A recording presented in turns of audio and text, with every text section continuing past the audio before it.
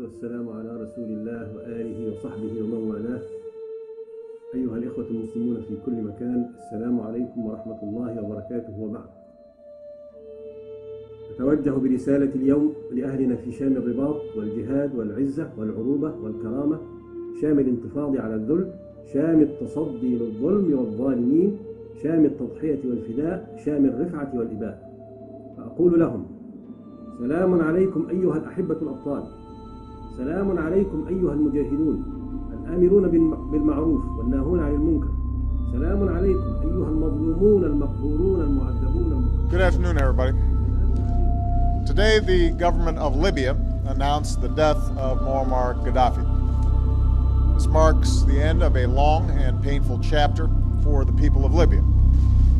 You have won your revolution, and now we will be a partner as you forge a future that provides dignity, freedom, and opportunity. خرجوا وشقوا.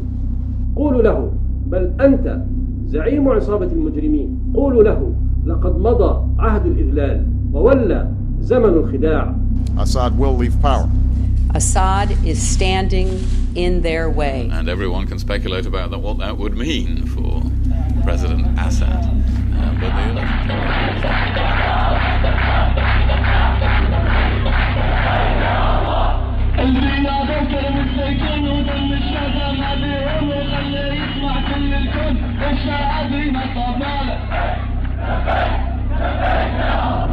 This is more the prescription for how to deal with the world.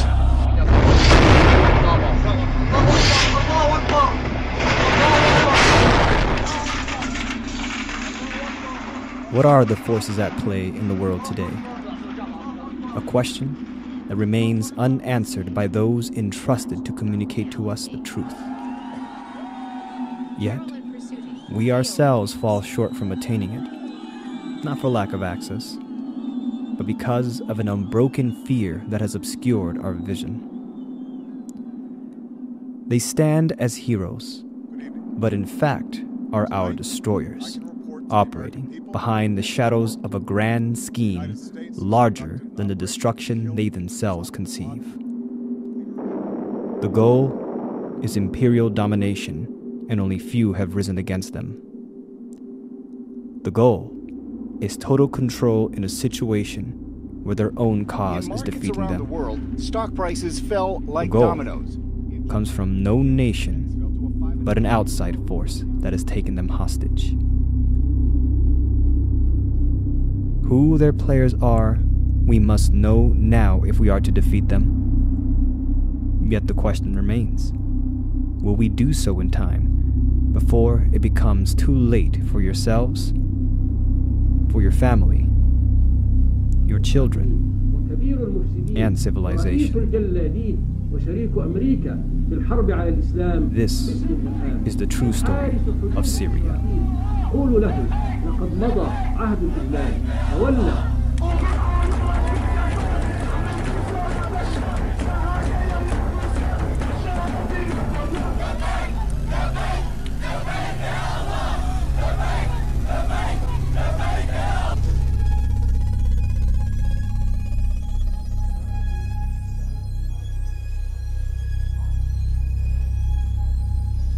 I am personally shocked and horrified by the tragic incident in Hula 2 days ago, which took so many innocent lives, children, women, and men.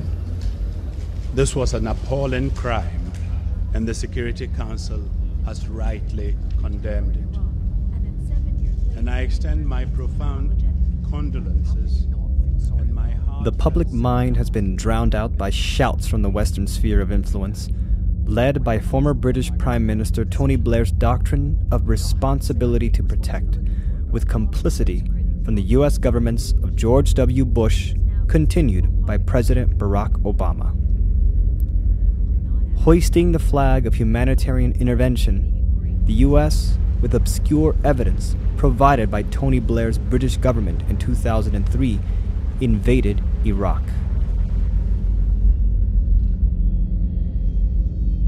Similar allegations for protecting the people of foreign lands brought about the international military involvement in the war in Libya in 2011 and the Kosovo-Serbian fiasco during the late 1990s.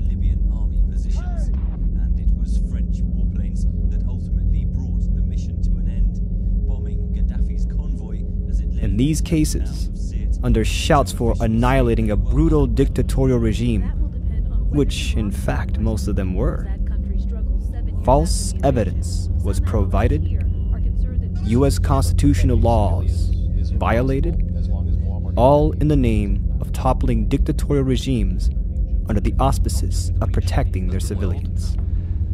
And in the circumstances that we faced then, but I think even if you look back now, it was better to deal with this threat, to deal with it, to remove him from office, and I do genuinely believe that the world is safer as a result. I believe he threatened.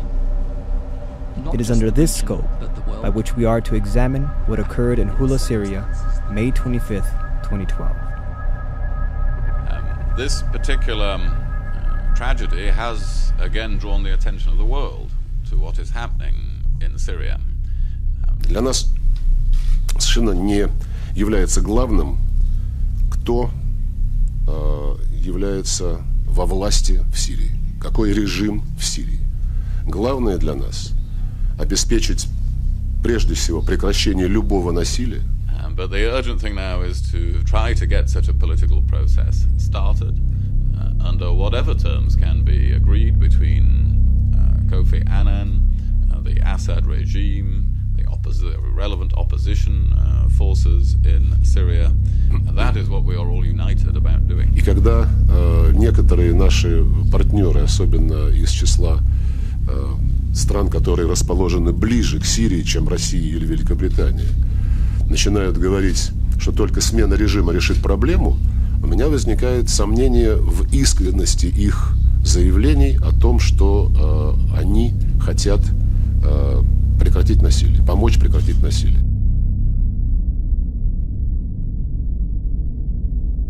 In the wake of the Hula massacre, Russia, the strongest proponents for carrying out Kofi Annan's six-point peace plan since he was appointed UN Arab League peace envoy to Syria in late February, led a crucial battle during the weekend of the massacre to determine with conclusive evidence what had actually happened in the brutal events of May 25th. Russia called an emergency session of the United Nations Security Council 2 days later on a Sunday afternoon. The UNSC received a briefing from Norwegian General Robert Mood, head of the 200-plus UN observer mission deployed into Syria as part of the Annan peace plan, where he told members of the Permanent Security Council, plus a representative from Germany, that the evidence was, quote, murky as to who led the slaughter against civilians in Syria. But despite the general's caution that at the moment no conclusion can be made as to who was at fault, and with the Russians and a UNSC letter stating that an investigation is required, not a second passed from the adjournment of the UNSC closed-door meeting before the French, British, and German envoys raced to the microphones in the press area, concluding for the public Assad was undeniably to blame. UN ambassadors went a step further to blame the Syrian government. From Germany, there is a clear footprint of the government in this massacre. The Council has issued a strong and united condemnation of the mass killings of civilians on the 25th of May in El Hula, including by artillery, shelling and tank fire from the Syrian regime. That the Syrian government, Russian Deputy Envoy Alexander Pankin was left to explain calmly to the media the true accounts delivered by General Mood, clarifying that the general had established evidence of tanks being present in Hula, a claim used by the British sphere of influence to say those were the footprints of the regime's involvement, but that Mood did not link tank shellings to the number of deaths. In fact, according to accounts, most of the over 100 massacre in Hula were killed at close range. Pankin then raised what the British faction of the West and Arab region wished would have remained unsaid. There is a third force terrorist or foreign intervention at play. Yes, there is a third element, or there are third elements. And these people are not committed to the cause of the Syrian people. They are committed to their own agenda. Herb Latsius made these remarks 4 days before Hula. However, hours before the atrocity, State Department spokesperson Victoria Nuland recalled the right to enforce Chapter 7, the UN Security Council clause to invoke foreign military intervention by air, land, and sea in the event that Annan's plan proved to be a failure. That it's time, the Secretary's made clear, it's going to be Chapter 7 At the same next. time, every day, dozens of people are getting killed. Was it this third force Latsius warned of days before the massacre who waged the massacre? How could we know? When the British and German envoys screamed Assad to the press before any investigation was allowed to take place. Assad screamed vociferously, drowning General Robert Mood's conclusion that the evidence was murky.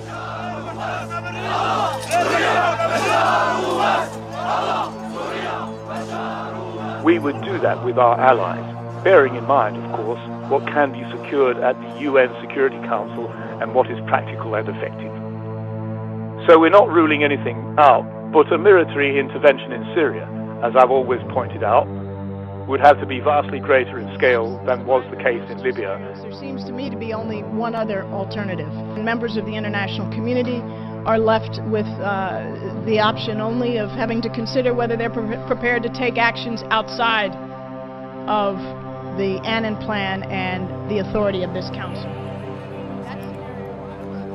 Within 24 hours of Russia's emergency closed-door meeting, a Syrian rebel spokesman proclaimed that the massacre now justified the opposition's right to end their commitment to Annan's ceasefire, playing right into the hands what had been the intent of the British with complicity of the U.S. Obama government before and after the atrocity, an end to Kofi Annan's peace plan. If an investigation would have led to the truth that Bashar al-Assad's regime indeed was to blame for the massacre, no investigation at the time was even allowed to be carried out to discover if it was true. To reaffirm one of the oldest, one of the strongest alliances the world has ever.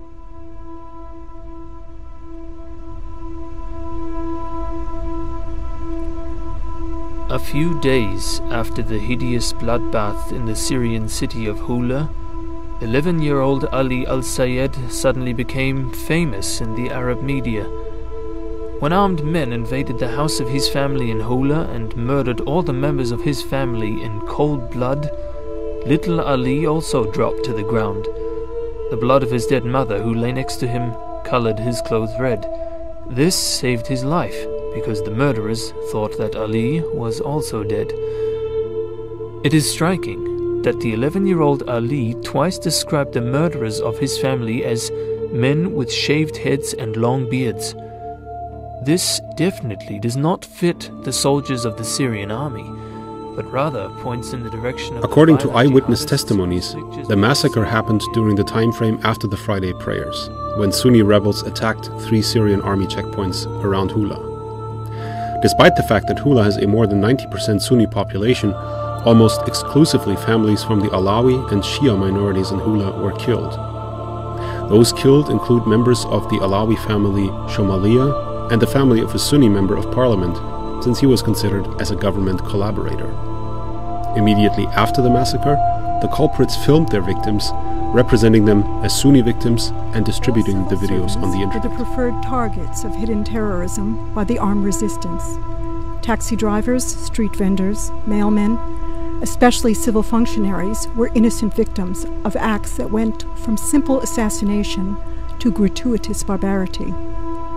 Their throats were slashed, mutilated, cut into pieces, thrown into street corners or public trash cans. These acts of atrocity were then exploited by the media to impute the responsibility to the government forces. We were taken by surprise ourselves by this tactic, during a visit to Homs. A man had just been attacked by part of the armed gangs because he refused to close his shop. His car was blown up, and he was literally hacked to pieces and tossed under the storefront window. At the moment we were coming by, passers-by opened their mobile phones and were filming, and we overheard one of them say, doubtless talking to one of the satellite TV networks, "This is what Syrian citizens endure at the hands of Bashar al-Assad's death squads." We photographed this event. We then proceeded to take the body of this poor killed man to the hospital. Instead of bringing help to the murdered person, the onlookers filmed it, getting Al Jazeera to believe that the state had perpetrated the crime.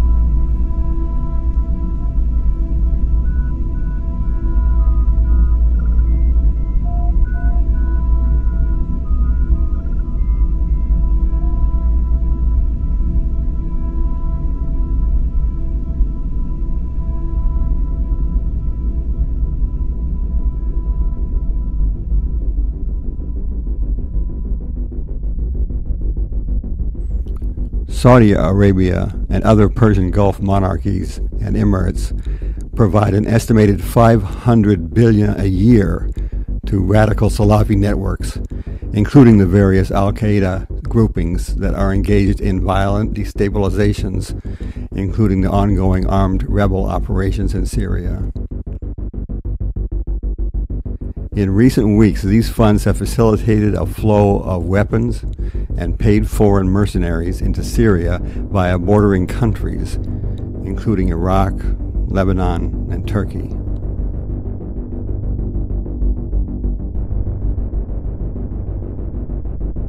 The concentration of black market weapons along the Syrian borders is unprecedented. Arms traffickers are becoming millionaires overnight. Saudi Arabia and other Gulf states are bankrolling the recruitment, arming, and deployment of Sunni mercenaries who are being sent into Syria to fight against the Assad government and the Syrian security forces. Experts have little confidence the Arab League and United Nations peace plan initiated by Special Envoy Kofi Annan will actually result in a It was on February 2012 that Kofi Annan was appointed UN Arab League Special Envoy to Syria in an attempt to stop the violence. A month later, his 6-point peace plan was submitted to the United Nations, traveling on the 24th of March to Moscow to secure strong Russian support for the effort. Point 2 of the plan, before any other steps could take place, demanded a ceasefire on the part of both the opposition fighters and the Syrian regime.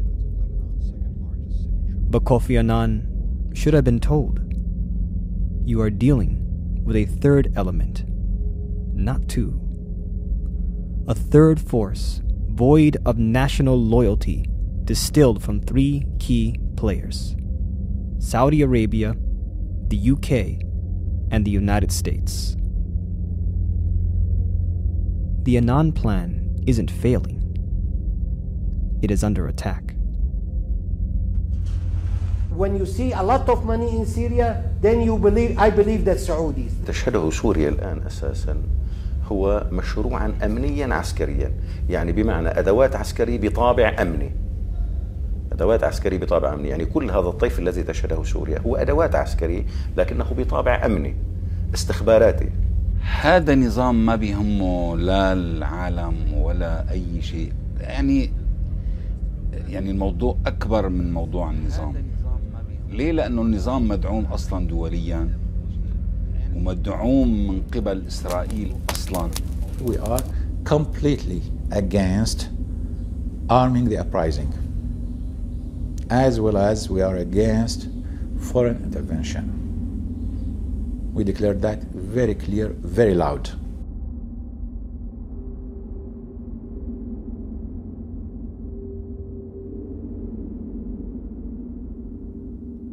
Left unspoken by the British and Obama administration anti-Syrian regime chorus is the fact that their highly praised Gulf partner, the monarchical government of Saudi Arabia, not only has expressed the desire to arm the rebellion, but desire a Libya repeat.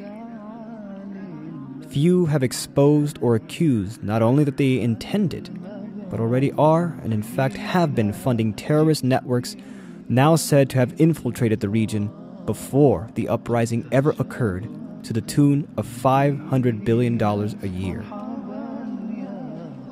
Left unspoken, not out of ignorance, but out of an unofficial commitment to a global imperial agenda in place since September 11th, 2001. I want to welcome His Majesty King Abdullah to the White House. إذا علم أنه سيصل إلى هؤلاء وصولا جيدا بأمانة ودقة، فلا شك إن شاء الله أنه جهاد في سبيل الله، لأن ما قوى شوكة هؤلاء وأضعف شوكة هؤلاء مطلوب شرعا.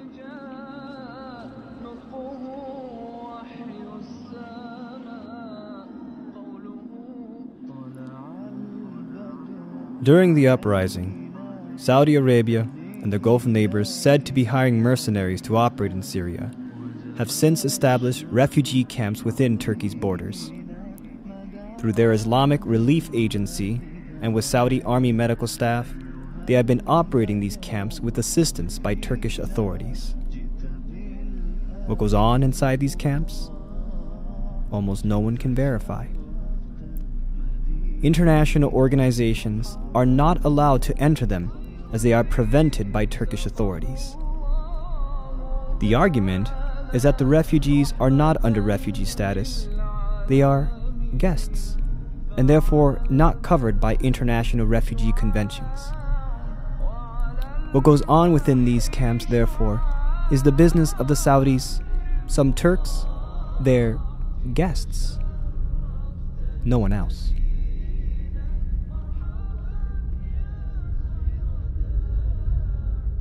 In the same day, the Saudi Arabia's Grand Mufti, Al-Ashik, preached jihad for sake of Allah against the Syrian government. King Abdullah of Saudi Arabia, in a meeting in Riyadh with his Jordanian counterpart, proposed negotiations with the Jordanian king to permit weapons shipments into Syria in exchange for economic assistance. Publicly, the exchange was said not to have been accepted, though a Jordanian official commented that the position was unlikely to remain, saying, "We are a non-interventionist country, but if it becomes force majeure, you have to join." Well, I think that it is pretty clear that the rebels have been receiving arms from abroad, and Syrian television has been showing almost daily shipments of arms being smuggled into Syria via Lebanon, Turkey, and other border crossings.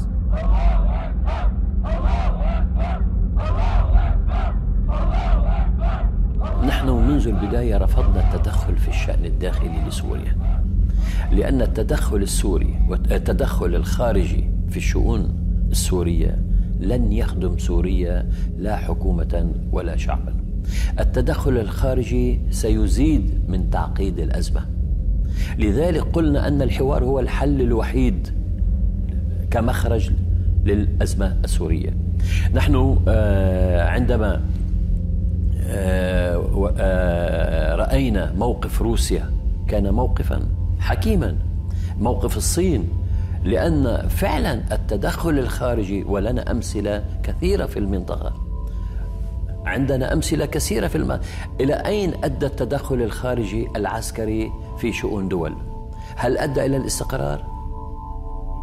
هل لغاية الآن في أفغانستان بعد مرور أكثر من 10 سنوات هل استتب الاستقرار والأمن في أفغانستان؟ أبدا. لنرى ما يجري في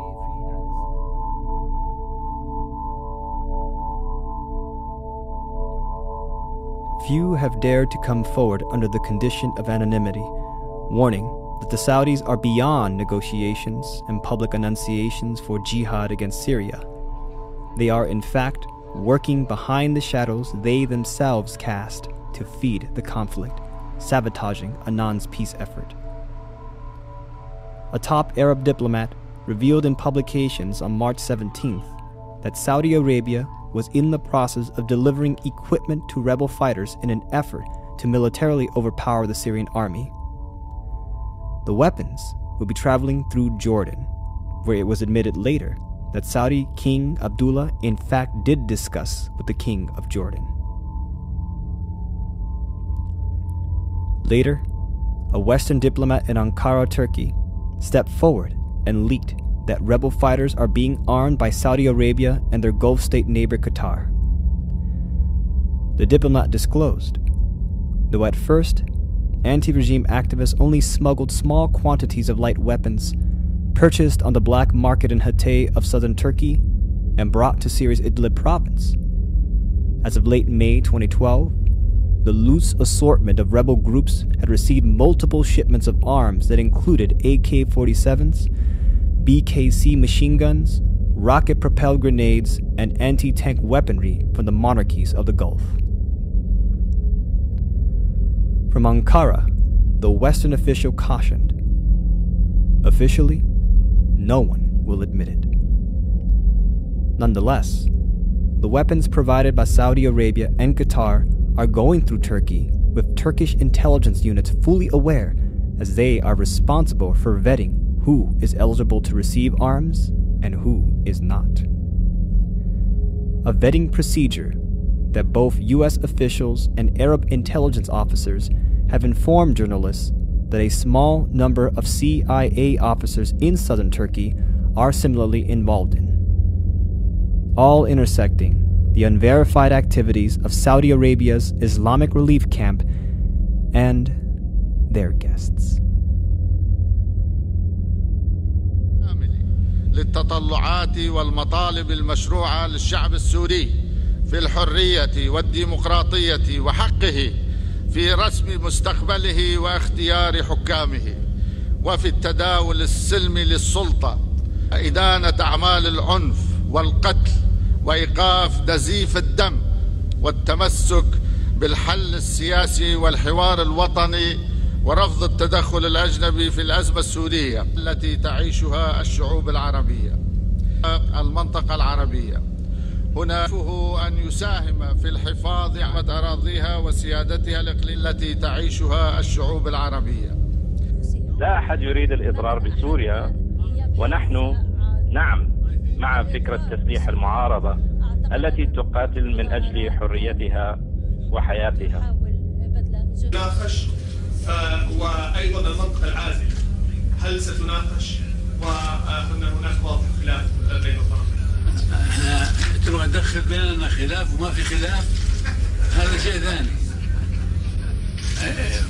بس قلنا يعني الدول النقاط الأربعة ايش بتقول؟ ايش بتقول النقاط الأربعة؟ اللي هي إيصال مساعدات ودعم غير مسلم، الدعم غير ليثل. اي طيب اللي يكون بالدعم. هذا في أنظمتهم ماشي كذا، بس تسليح المعارضة واجب أعتقد، لأنه ما تقدر تدافع عن نفسها إلا بس للأسف. Prince Saud Al Faisal's declared duty was followed with his Qatar partners hosting an announcement by businessmen in the Qatari capital, the creation of a $300 million fund for the rebellion. Though announced in June, Wael Mirza, one of the sponsors of the fund, admitted that the fund had been established long ago, for months, to, quote, support all components of the revolution. However, this figure is merely a drop in the bucket in comparison to the yearly $500 billion channel of money flows to overall Salafists and Al-Qaeda-linked groupings from the Gulf states and Saudi Arabia.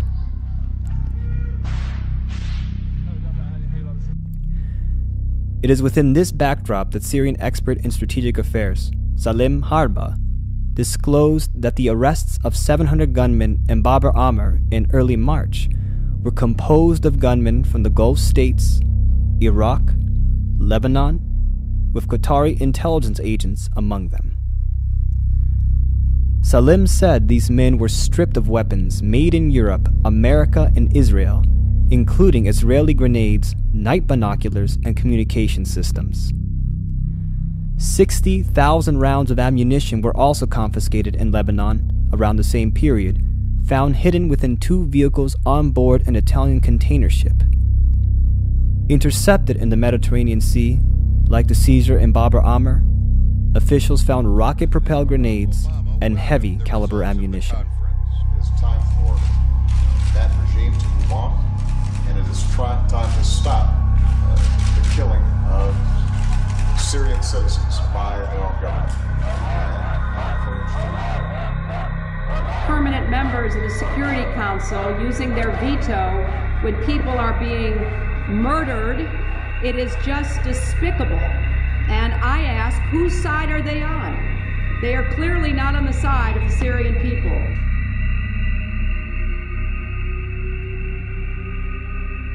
Why has so much attention been given towards the Russians as the purveyors of injustice, when the mounting evidence is clear that our eyes should be focused on Saudi Arabia and understanding why the conflict in Syria has yet to cease?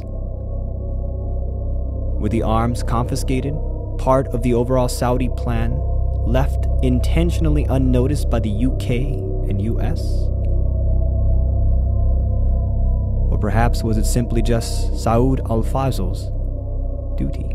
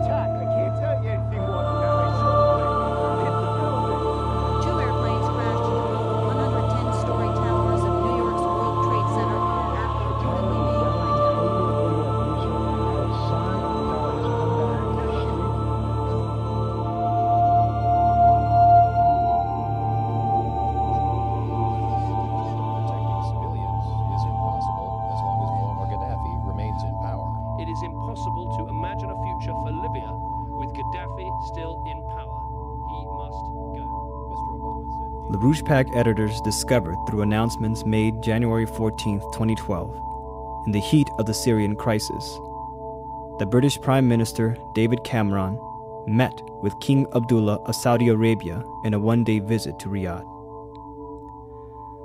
The British Prime Minister's office in Downing Street disclosed that the purpose of the meeting was to discuss the importance of the United Kingdom-Saudi bilateral relationship, agreeing to strengthen cooperation in a range of areas from that already in existence. They also shared concerns about the situation in Syria. Most telling was revealed by former British ambassador to Saudi Arabia, Sir Alan Munro, who told Sky News, "It is very important that David Cameron takes this opportunity to re-establish the sort of mutual confidence at the top level that his predecessors, ever since Margaret Thatcher, have sustained with Saudi Arabia as an important partner." It was then noted that British defense manufacturer BAE Systems has interest in Saudi Arabia, which at the time of the meeting were working to expand a large Typhoon Eurofighter contract with the Saudis. What was revealed was acknowledgement that the nature of the meeting between Cameron and King Abdullah was to sustain a mutual confidence initiated by former British Prime Minister Margaret Thatcher. Shocked, but composed and determined, is Thatcher's initiation was with Saudi Prince Bandar bin Sultan in 1985, the Al-Yamama deal involving BAE Systems. Bandar, Thatcher, BAE, all tied to a slush fund deal that intersects and directly traces to the financing of two of the hijackers of September 11th, 2001.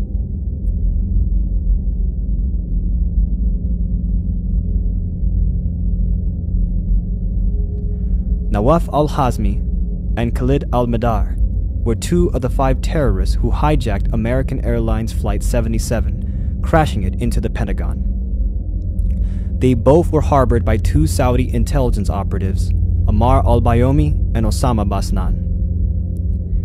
In the course of 4 years leading up to September 2001, al-Bayoumi and Basnan were transferred between $51,000 to $73,000 in checks and cashier checks from Prince Bandar and his wife, Princess Haifa bint Faisal. Haifa transferred the money to the wife of Osama Basnan, then by procedure transferred the money to the bank account of Ammar al-Bayoumi, deposited by his wife Majida Dwight. Bayoumi is known to have paid for housing and flight training lessons for the 2 hijackers of American Airlines Flight 77. However, the tens of thousands of dollars transferred in Saudi maze fashion that made its way to Nawaf al-Hazmi and Khalid al-Madar all originated from a bank account at Riggs National Bank in Washington, D.C., owned by Prince Bandar bin Sultan. Our decision to start negotiating the purchase of a substantial number of aircraft for our national airline. Prince Bandar was greeted by an undesired reality when in 2007, the story had erupted that he, since his arms for oil deal with Margaret Thatcher in 1985, had enjoyed $2 billion in kickbacks and bribes. A deal made between the Saudi prince and the British with a friendly handshake.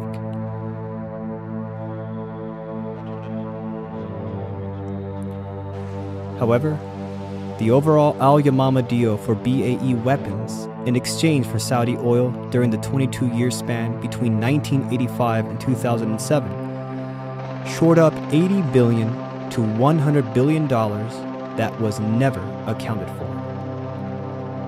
Money from the Al-Yamama deal has been traced to clandestine operations, to arms purchased from Egypt and sent to the beginning stages of Al-Qaeda, the Mujahideen.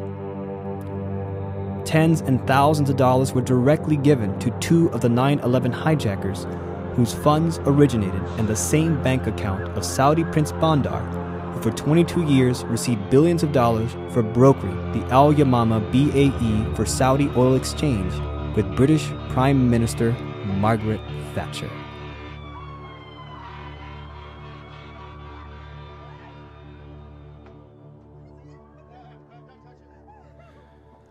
Two weeks before the 9/11 hijackings, a wealthy Saudi family who had been in contact with Mohammed Atta and other of the 9/11 hijackers abruptly fled from their luxury home near Sarasota, Florida. This raises further questions about the Saudi links to the hijackers. The house was owned by Saudi financier Issam Ghazawi and was occupied by his daughter Anud and her husband Abdul Aziz Al-Hiji. Law enforcement agents found records of telephone calls with a number of the 9/11 hijackers, Mohammed Atta included, and security records of the gated community also showed visits by vehicles owned by Atta and another 2B hijacker, Zayed Jarrah. Atta, Jarrah, and Marwan al-Shihi were all living within 10 miles of Ghazawi's house and were taking flying lessons in nearby Venice, Florida. Analysis of phone records from Ghazawi's house showed contact with 11 other terrorism suspects, including Walid al-Shihi, who was with Atta on the first plane to hit the World Trade Center in New York City on September 11th. Yes, people do know where they stand with us. Yes, they do know we're strong government. Yes, they do know we have a property. The operation thrived by the logistics of a BAE slush fund, a deal that represented one of the biggest funding pools in history for global covert operations, protected by Her Majesty Elizabeth II's Official Secrets Act, with its finances guarded by the highly unregulated system within the City of London square mile and offshore havens under British dominion. An operation left unobstructed by David Cameron and King Abdullah's arrangements during the heat of the Syrian crisis. The UK are involved in creating the slush fund deal. The US, under 2 administrations, has behaved with complicity. Why then would these same forces ever to have bothered to seek out the truth of who actually led the massacre in Hula, Syria, May 25th? The US never even bothered to investigate how their partners of the UK and Saudi Arabia carried the attacks in New York City and Washington, D.C. in the morning of September 11th, 2001.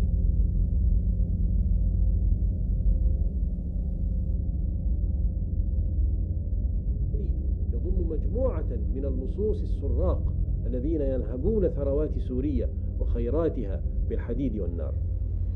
هذا هو النظام الشرير الذي تواجهه الأمة المسلمة داخل سوريا وخارجها، وهو نظام سرطاني خبيث يخنق الأحرار في سوريا ويطاردهم خارجها، ولا علاج معه إلا الاستئصال.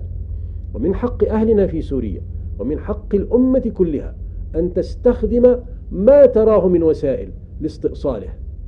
إذا أردنا الحرية فيجب أن نتحرر من هذا النظام، وإذا أردنا العدالة فيجب أن نقتص من هذا النظام، وإذا أردنا الاستقلال فيجب أن نقف في وجه هذا النظام، وإذا أردنا المقدس فيجب أن نزيح هذا النظام. يا أسود الشام،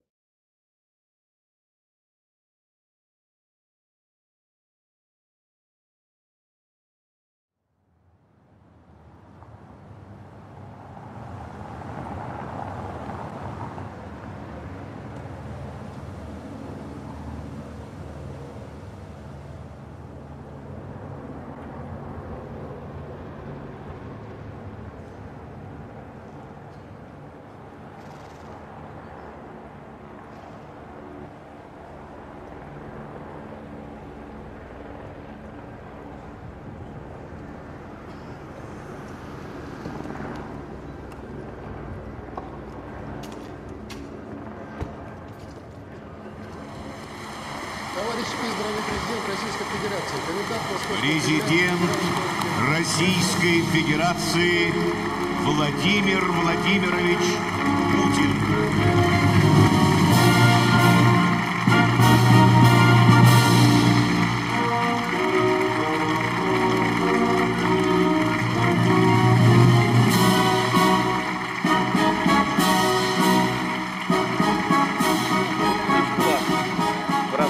Общего жестокого врага. Все мы обязаны помнить, почему началась война, и анализировать ее уроки. Ведь они по-прежнему актуальны. И сегодня хочу подчеркнуть: строгое соблюдение международных норм, уважение государственного суверенитета и самостоятельного выбора каждого народа – это одна из безусловных гарантий того, что трагедия прошедшей войны никогда больше не повторится. Россия последовательно проводит политику по укреплению безопасности в мире. What has stood in the way against the intended outcome of a global black ops operation has been the Russians and a minority of patriots within the United States. The desire is war. War because it is the only means by which the present international empire can maintain power as it deals with the harsh reality that its international financial system has reached an end.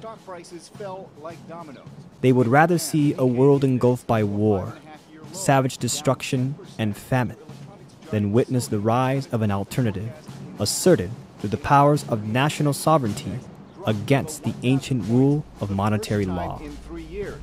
Tragedy has again drawn the attention of the What you have been told about Syria is worse than a fabrication. It is a lie. It is not about Assad. It is not about Syria or simple regime change. It is about carrying out the intended outcome of September 11th, 2001. It is about maintaining the unbroken process of the attacks as part of a global covert operation to preserve the immortal existence of the Roman Empire. You say, this sounds crazy? You need to grow up.